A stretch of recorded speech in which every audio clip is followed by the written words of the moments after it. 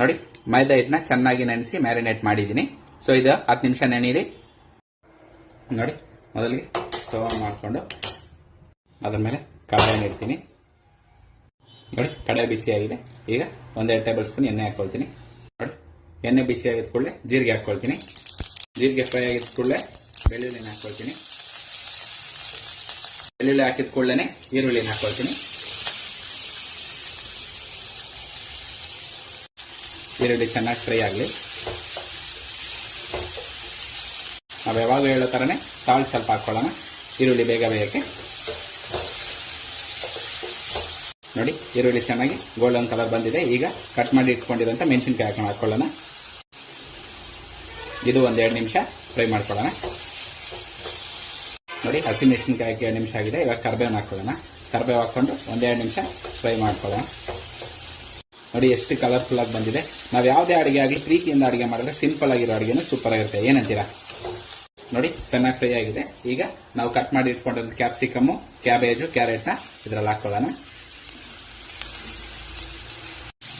ಚೆನ್ನಾಗಿ ಇದನ್ನು ಸ್ವಲ್ಪ ಫ್ರೈ ಮಾಡ್ಕೊಳ್ಳೋಣ 5 ನಿಮಿಷ. ಇವಾಗ ಒಂದು ಅರ್ಧ ಟೇಬಲ್ ಸ್ಪೂನ್ ಸಾಲ್ಟ್ ಹಾಕೊಳ್ಳೋಣ, ಚೆನ್ನಾಗಿ ಬೇಗ ಬೇಯಲಿ ಅಂತ.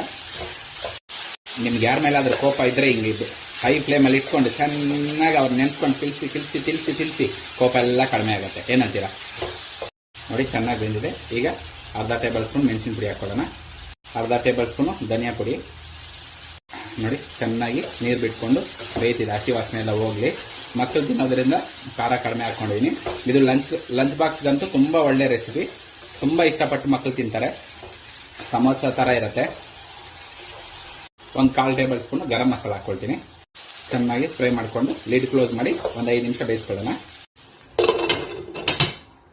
ಮಧ್ಯೆ ಒಂದ್ಸರಿ ಕಲಿಸ್ಕೊಳ್ಳೋಣ, ಇಲ್ಲಾಂದರೆ ಕೆಳಗಡೆ ಸೀದೋಗುತ್ತೆ. ನೋಡಿ ಚೆನ್ನಾಗಿ ಫ್ರೈ ಆಗಿದೆ. ಈಗ ನೋಡಿ 2 ಟೇಬಲ್ ಸ್ಪೂನು ಸೋಯಾ ಸಾಸ್ ಹಾಕ್ಕೊಳ್ತೀನಿ.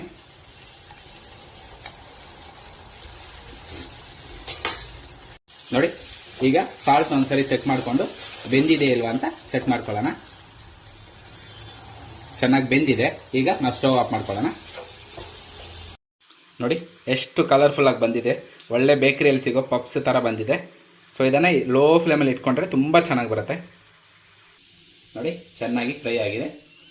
ತಗೊಳ್ತಿದ್ದೀನಿ. ಈಗ ನೀವು ಬೇಕಾದರೆ ಚಪಾತಿನ ಮೊದಲೇ ಸ್ವಲ್ಪ ಲೈಟಾಗಿ ಫ್ರೈ ಮಾಡಿಕೊಂಡು ಮತ್ತೆ ಬೇಕಾದರೂ ಮಾಡ್ಕೋಬೋದು. ಸ್ವಲ್ಪ ಲೋ ಫ್ಲೇಮಲ್ಲಿ ಇಟ್ಟು ಮಾಡಿದ್ರೆ ತುಂಬ ಚೆನ್ನಾಗಿ ಬರುತ್ತೆ. ಫ್ಲಫಿಯಾಗಿ ಬರುತ್ತೆ. ನೋಡಿ ಎಷ್ಟು ಕಲರ್ಫುಲ್ ಆಗಿ ಬಂದಿದೆ. ಬನ್ನಿ ಈಗ ಇದನ್ನು ರುಚಿ ನೋಡೋಣ.